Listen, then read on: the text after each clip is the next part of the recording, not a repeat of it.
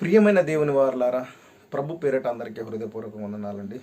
పరిశుద్ధులు నీతిమంతులు గ్రహించండి, సత్యము అందరు గ్రహించారు గనక దేవుని మార్గంలో నడవాలి. దేవుడు అంటే భయభక్తి కలిగిన వారు ఖచ్చితంగా గ్రహిస్తారని నేను నమ్ముచున్నాను. అయితే దేవుని వారలారా, ఈరోజు సబ్జెక్ట్ దేని గురించి అంటే అబద్ధ ప్రవక్తల గురించి. అంటే అబద్ధ ప్రవక్తలు ఎవరు, ఎట్లా తెలుసుకోవాలి, లేదా ముసుగు వేసుకున్న గొర్రెలు, చర్మము గొర్రెదే కానీ లోపల తోడేళ్ళ లాగా ఉంటారు, వీళ్ళు ఎవరు అని మనం ఆలోచించినట్లయితే ప్రియమైన దేవుని వాళ్ళారా, బైబిల్ చెప్తున్న విషయం ఏంటంటే అనేకులు గొర్రెల చర్మము కప్పుకొని వచ్చారు అని బైబిల్ చెప్తుంది. యేసు ప్రభువుల వారు చెప్తున్నారు. ప్రియమైన దేవుని వాళ్ళారా, మనము సత్యానికి చోటు ఇవ్వాలండి. ఇప్పుడు చూడండి, చాలామంది ఉన్నారు, అందరూ చెప్తున్న మాట అది ఏమని, అనేక అబద్ధ ప్రవక్తలు వచ్చారు, లేదా గొర్రెల చర్మం వేసుకుని వచ్చారు, జాగ్రత్త పడు. ఇప్పుడు నేను కూడా అదే మాట చెప్తున్నాను. కానీ ఈ పరిశుద్ధులు నీతిమంతులు ఖచ్చితంగా వీరి గురించి గ్రహిస్తారని నేను నమ్ముచున్నాను. చెప్పువారందరూ సత్యవంతులు అంటే అది మీ భ్రమ, ప్రియమైన వారలారా. ఎందుకంటే చాలామందికి చెప్తారు కానీ చెయ్యరు గనక మరి నన్ను కూడా నమ్మమని నేను చెప్పట్లేదు, కానీ సత్యం ఉన్నదా లేదా మీరు తెలుసుకోవడానికి ప్రయత్నం చేయాలని వేడుకుంటున్నాను. ఇక వాక్య భాగములకు వెళ్తే ప్రియమైన దేవుని వారలారా, చూడండి, మత్తయి సువార్త 23వ అధ్యాయము కొన్ని వచనాలు మనం ధ్యానిద్దామండి. మొదటి నుంచి ఒక 15 వచనాలు ధ్యానిద్దాం. ఇది మొత్తము ఈ ఎవరు అనే రీతిగానే ఎవరు గొర్రెల చర్మము వేసుకున్న వారు ఎవరు అని మరి ఈ వాక్యం మొత్తం అదే చెప్తుంది కనుక ఈ అధ్యాయం మొత్తము మరి మొదటి వచనం 23వ అధ్యాయము మత్తయి సువార్త మొదటి వచనం నుంచి 15 వచనం వరకు మనం ధ్యానిద్దాం. ప్రేమ దేవుని వారలారా, చూడండి, మొదటిగా ఇందులో ఇక్కడ యేసు ప్రభువుల వారు మాట్లాడుతున్నారండి. ఎవరితో మాట్లాడుతున్నారు అని మనం అది కూడా గ్రహించాలి. ఎవరితో మాట్లాడుతున్నారంటే చూడండి, మొదటి వచనం చదువుతాం. అప్పుడు యేసు జనసమూహములతోనూ తన శిష్యులతోనూ ఇట్లా, నేను ఇక్కడ మాట్లాడుతుంది జనసమూహముతోనూ శిష్యులతో. శిష్యులు అంటే ఏర్పరచబడిన వారు, జనులు అంటే చాలామంది, అది ఎవరైనా కావచ్చు. జనసమూహములతో మాట్లాడి ఏమని చెప్తున్నారంటే చూడండి, శాస్త్రులను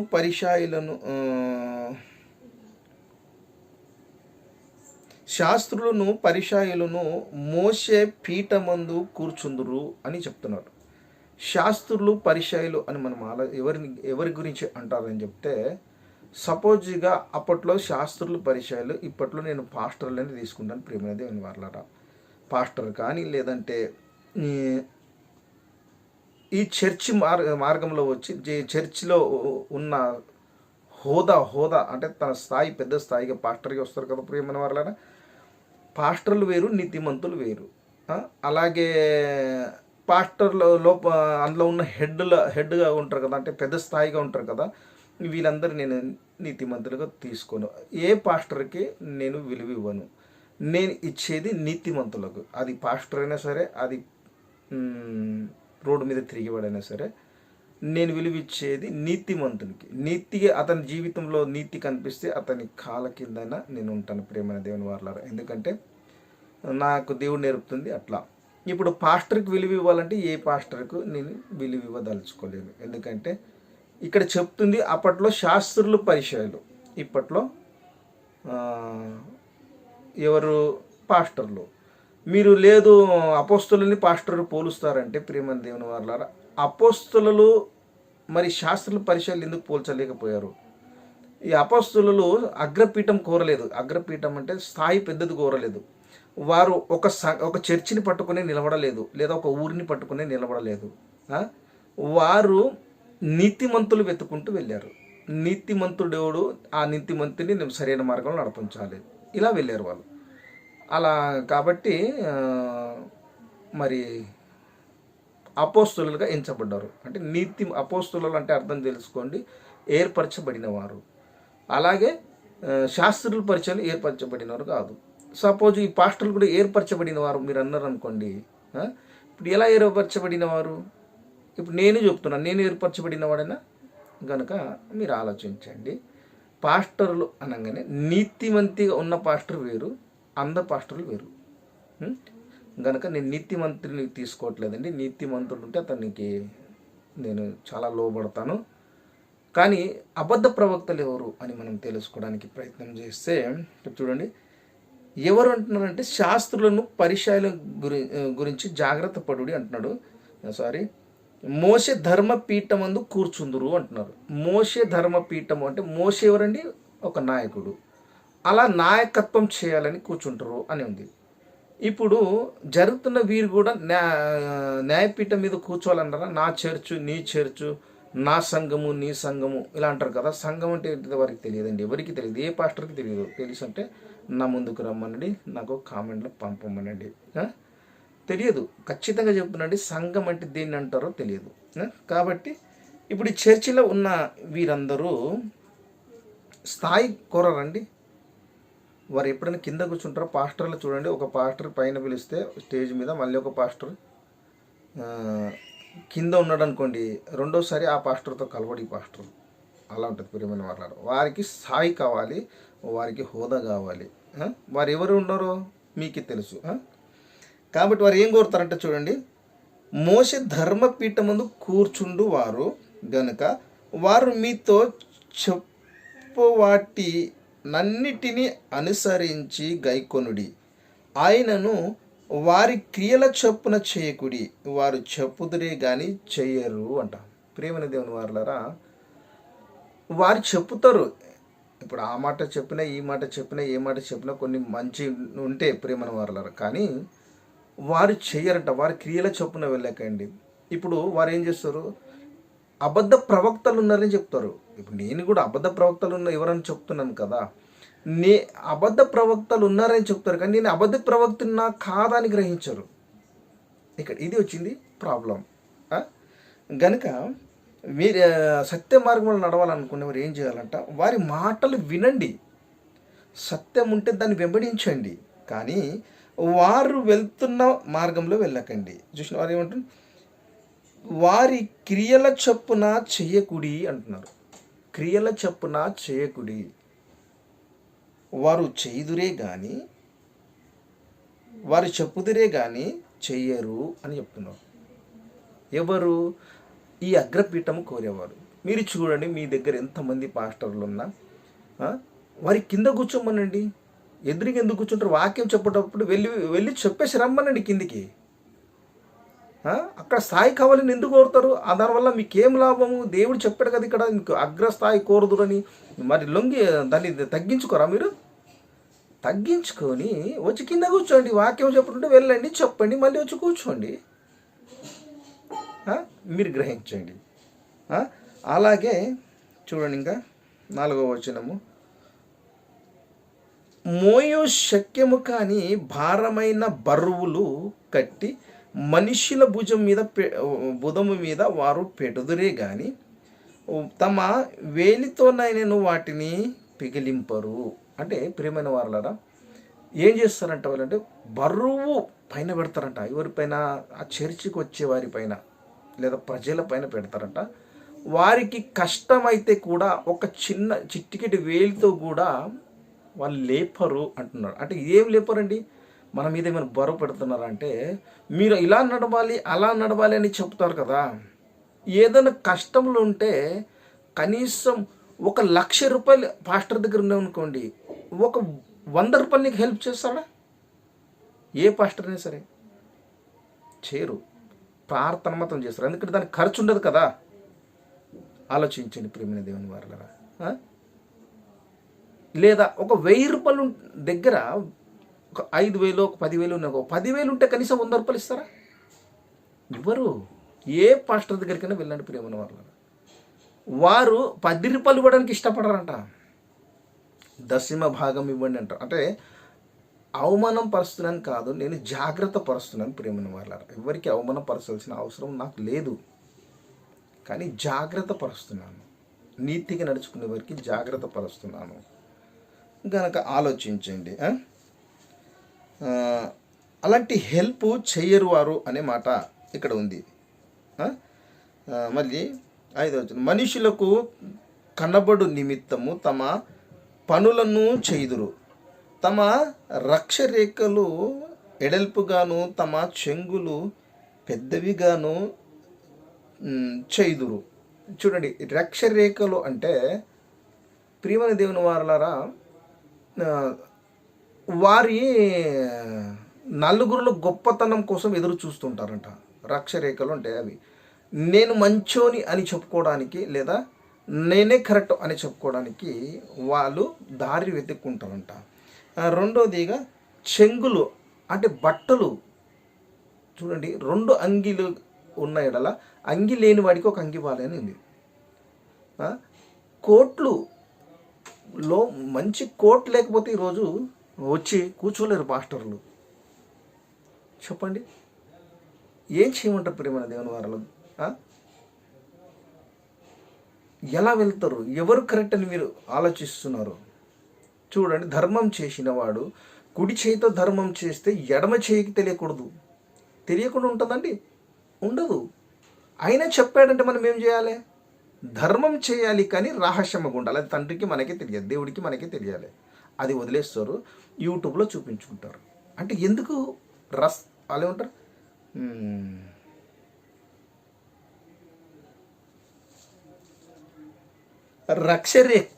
తమ రక్షరేఖలు అంటే వారి దారి వాళ్ళు చూపించుకోవడానికి ప్రయత్నం చేస్తారు. ప్రియమైన దేవుని వాళ్ళారా, దేవుడు చెప్పిన కదా మనం చేయాలి. బ్రతకడానికి చాలా దారులు ఉన్నాయండి, కానీ దేవుని దగ్గరికి వచ్చాక మనం తప్పుడు చేసి ఎట్లా అండి? గనక మీరే ఆలోచించండి. వారి చెంగులు పెద్దవిగా ఉంటాయంట. ఎప్పుడు చూడండి, ఈ ప్రోగ్రామ్ ఉందనుకోండి, ఒక చిన్న ప్రోగ్రామ్ ఉందనుకోండి, అక్కడ ఒక మంచి డ్రెస్, మళ్ళీ ఒక జర్ర పెద్ద ప్రోగ్రామ్ మళ్ళీ కొత్త డ్రెస్. వారు ఇంట్లో ఉపవాసం అని ఉంటారు కానీ మనుషులు చూపించడానికి డ్రెస్సులు బాగా యూజ్ చేస్తారు ప్రియమైన దేవుని వాళ్ళారా. గనక ఆలోచించండి.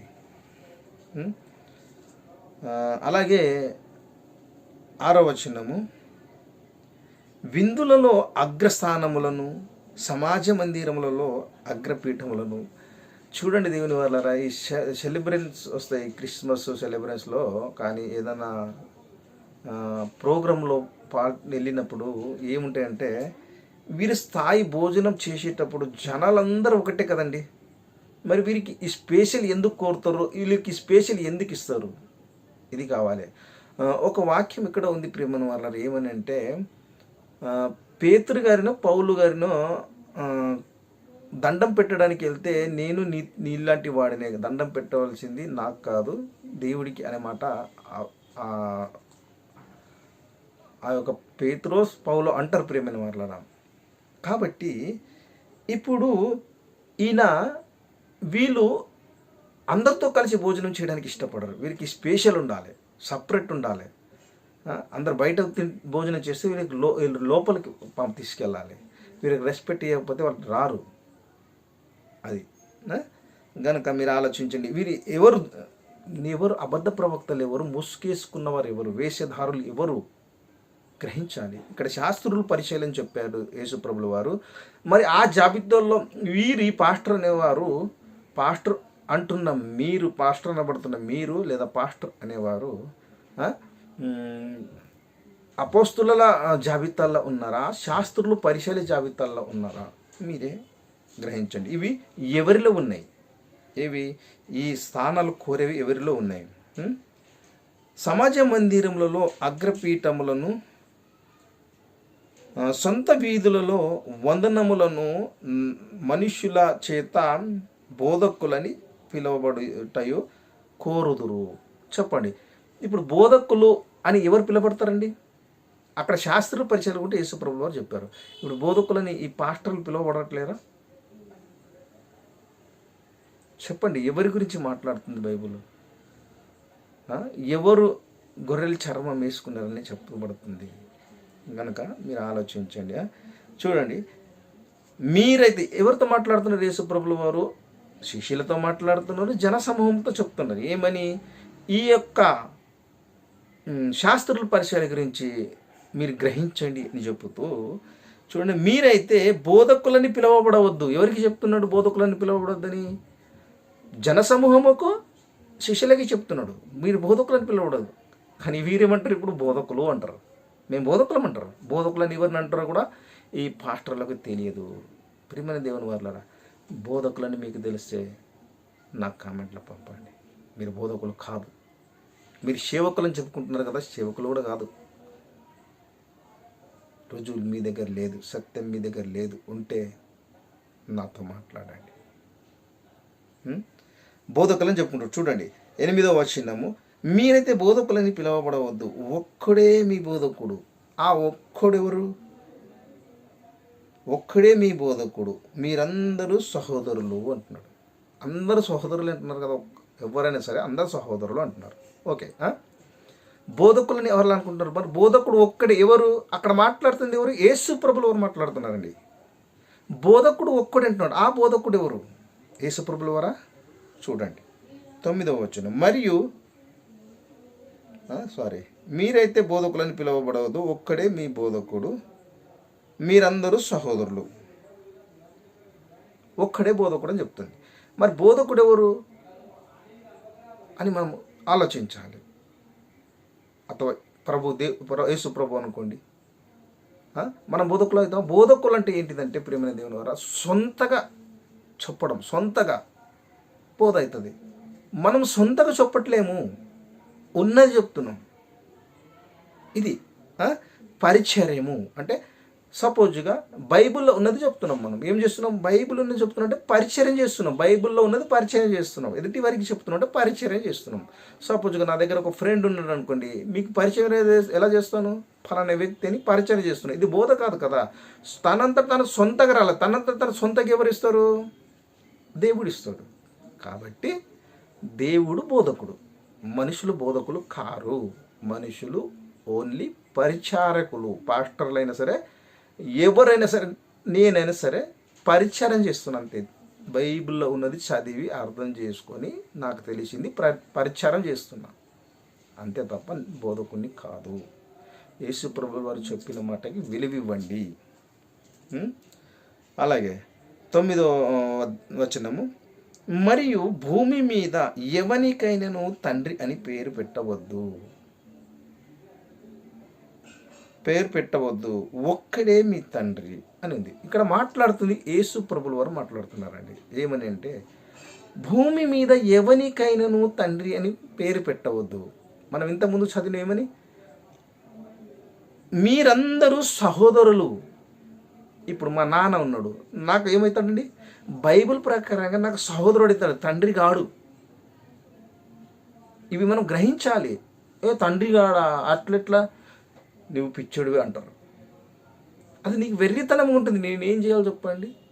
నా మార్గము సులువుగాను ఉంది అని యేసు ప్రభుల వారు చెప్తే, గిట్ల వంకరగా చెప్తావేంటి? తండ్రిని, మా నాన్న తండ్రి అనకపోతే నన్ను కన్నా ఆయన, నేను నాన్న అనకపోతే ఇంకేమనాలి అన్నీ అంటావు. మరి బైబిల్ దగ్గర నీవు ఎందుకు వచ్చావండి? బైబిల్ చెప్పింది వినడానికి కాదా? ఇక్కడ బైబిల్ ఏం చెప్తుంది చూడు సూటిగా. యేసు ప్రభుల వారు మాట్లాడుతూ 9వ వచనము, మత్తయి సువార్త 23వ అధ్యాయము, మరియు భూమి మీద ఎవరికైనాను, ఎవడైనా సరే, అది నాయనైనా సరే మళ్ళీ ఒకరైనా సరే, మాట్లాడుతుంది ఎవరండి? యేసు ప్రభుల వారు. భూమి మీద అంటే యేసు ప్రభుల వారు కూడా భూమి మీద ఉన్నారు. యేసు ప్రభు కూడా తండ్రిని పిలవద్దని చెప్తున్నాడు ఆయన. ఇలా లోతుగా వెళ్ళాలండి, తెలుసుకోవాలి. ఇక్కడ తండ్రిని ఎందుకు అన్నాడు? మరి భూమి మీద ఉన్నది యేసు ప్రభు కదా. చూడండి, ఒక్కడే మీ తండ్రి, ఆయన ఎక్కడున్నాడంట? పరలోకం ముందు ఉన్నాడంట. మరి భూమి మీద ఉన్నది యేసు ప్రభుల వారు భూమి మీద ఉన్నారు కదా. మరి యేసు ప్రభుని తండ్రిని పిలవాలా వద్దా? ఏం ఆలోచిస్తారండి? ఏం గ్రహిస్తారు? బైబిల్ మీకు ఏం అర్థమవుతుంది? ప్రియమైన దేవుని వారిలో ఇలాంటిది ఏదైనా ఉంటే ఇవి అర్థం కాని వాక్యాలు, వీటికి ఎందుకు అని తప్పిపోవడానికి ఇష్టపడుతుంటారు. ఒక కామెంట్లు ఉండవు. ఇది ఇట్లయితే ఎట్లా బ్రదర్, దీన్ని ఎట్లా నమ్మాలి, ఇలాంటివి ఏమైనా రావాలి కదా. అక్కడ ఆ రోజుల్లో చాలామంది అడిగారు, యేసు ప్రభువులు అని అడిగారు, ఎవరు మీరు ఇట్లా చెప్తే ఎవరు నడవగలరు మీ మార్గంలో అని. అంటే మీకు అసాధ్యమే, మనుషులకు అసాధ్యమే, కానీ సమస్తము సాధ్యం ఎవరికి? దేవునికి సమస్తము సాధ్యం కదా. మీరు నడవాలనుకుంటే ఏడా నడుస్తారు చెప్పండి? నడిపించమనండి, ఆయన కదా నడిపించేది, దేవుడు నడిపించమనండి. ఇది ఏంటిది ప్రభు, నాకు అర్థం చేయమని. యేసు ప్రభుల వరకు, మన నాన్నకి కాదు, మా నాన్న సోదరే. యేసు ప్రభుల వారు కూడా ఏమంటారు, నా తోటి సహోదరులు అనే మాట మాట్లాడుతున్నారు. యేసు ప్రభుల వారికి కూడా తండ్రి అనవద్దని యేసు ప్రభుల వారే స్వయంగా చెప్తున్నారు. భూమి మీద ఎవరికైనాను తండ్రి అని పిలవవద్దు. ఇప్పుడు యేసు ప్రభుల వారు భూమి మీద ఉన్నారు కదా, ఆయన కూడా పరలోకమందు ఉన్నాడు తండ్రి అని చెప్తుంది. గనక మీరే ఆలోచించండి, ఎంతమంది అబద్ధ ప్రవక్తలు ఉన్నారో మీరే గ్రహించండి. 10వ వచనం చూడండి. మరి లేదు మా నాన్నకు నా తండ్రిని అని అనుకుంటే 8వ వచనం ఏం చెప్తుంది చూడండి ఇంకొకసారి. మీరైతే బోధకులని పిలువబడవద్దు, ఒక్కడే మీ బోధకుడు, మీరందరూ సహోదరులు. అంటే పాస్టర్ నేను సహోదరు అనుకోండి. సపోజ్గా మా నాన్నగారు పాస్టర్ అనుకోండి. ఇప్పుడు ఆయన నేనేమనాలి? బోధకుడు అనాలా, సహోదరుడు అనాలా? సహోదరుడు అనమని చెప్తుంది ఇక్కడ. మీరందరూ సహోదరులు అంటుంది బైబిల్లో. అది మీరు గ్రహించండి. 10వ వచనం, మరియు మీరు గురువులని పిలవబడవద్దు, ఒక్కడే క్రీస్తు ఒక్కడే మీకు గురువు. యేసు ప్రభుల వారు ఒక్కడే మనకి గురువు. గురువులని పిలవబడవద్దు అంటున్నారు. మరి ఈ రోజుల్లో పాస్టర్లు అందరు గురువులు కాదండి మీకు? గురువులా కాదా? గురువులు. అది చూడండి. అలాగే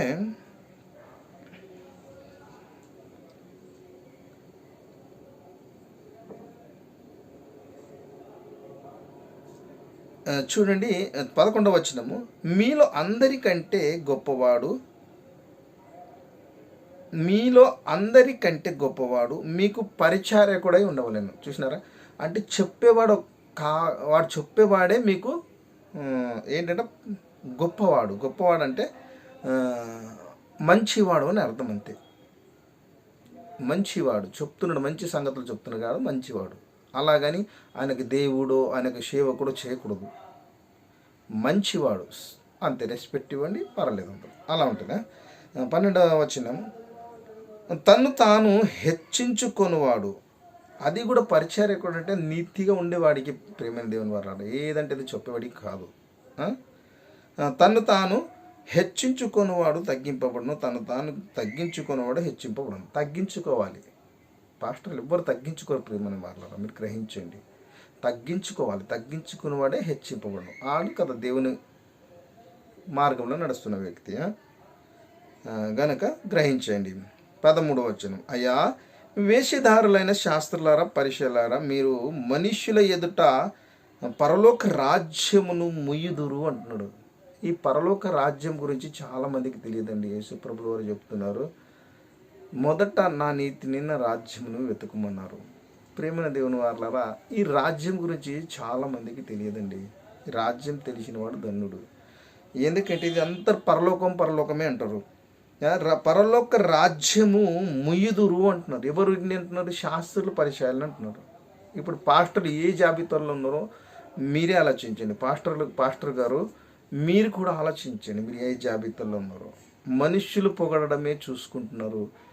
మనుషుల దగ్గర వచ్చే కానుక అంటే మీ ఇష్టం, అది మీ ఇష్టం. కానీ పొగుడుతాలు నలుగురిలో మెచ్చుకోవాలి, నలుగురు నేను గొప్పవాడిగా ఉండాలి అనేదే చూస్తున్నారు. కానీ దేవుని మాటకు విలువిస్తలేరని నా యొక్క బాధ. ప్రియమైన దేవుని వారి పాస్టర్లకి నా మనవి.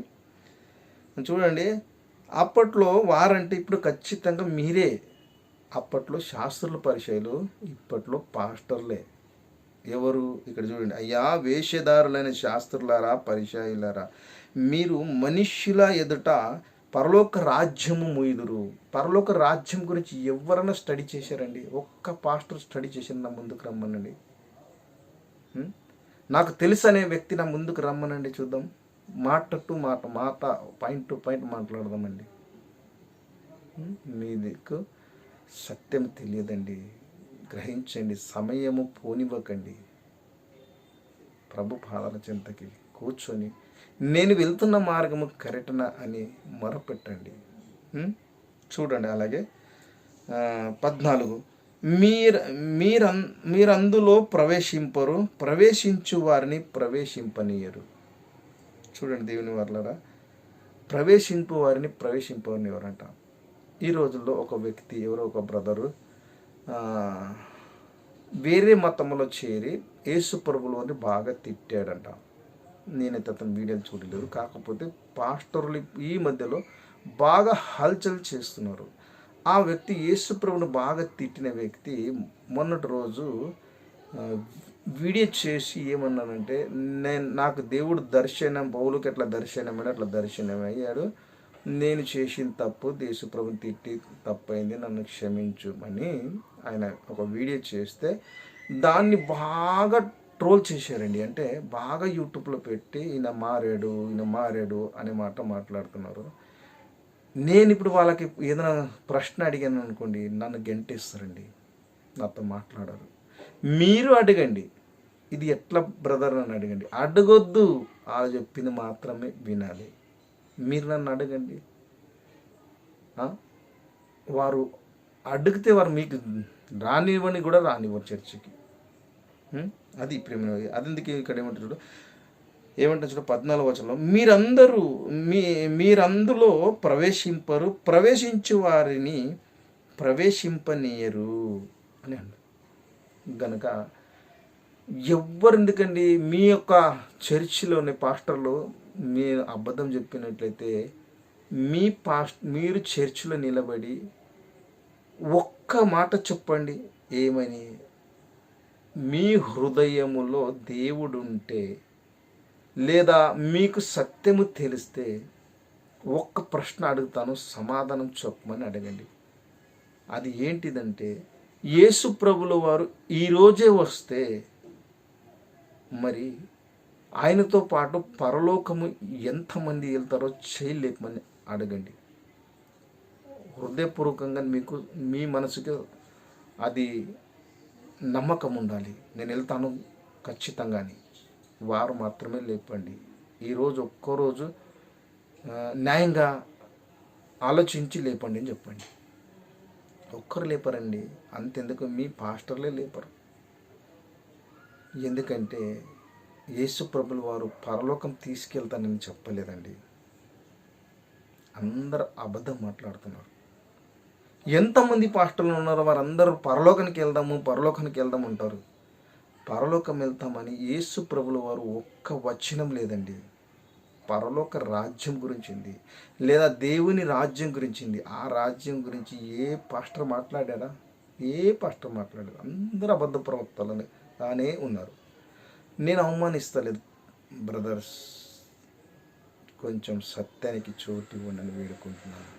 సత్యాన్ని తోసేస్తే మనం ఎక్కడ నిలవగలం? సత్యానికి చోటిస్తేనే కదా మనం స్వతంత్రులుగా మనల్ని చేస్తుంది. అది సత్యమే దేవుడు కదా, సత్యమే యేసు ప్రభు కదా. గనక ఆలోచించండి. ఇంకొక వచనం చూద్దాం, 15. అయా వేషధారులైన శాస్త్రులారా, పరిచయులారా, ఒకని మీ మతములో కలుపుకొనుటకు మీరు సముద్రమును భూమిని చుట్టి వచ్చెదరు. అతడు కలిసినప్పుడు అతన్ని మీకంటే 2 నరకపాత్రునిగా చేయుదురు.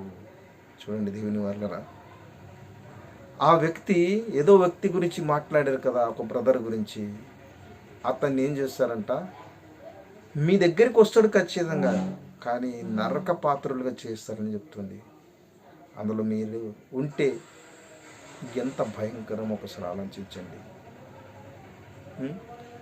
ఇప్పటికైనా నేను వెళ్తున్న మార్గము సరైనదనా అని ప్రభు దగ్గర ఎందుకు మనము మోకాళ్ళ మీద కూర్చొని ఏడవకూడదు?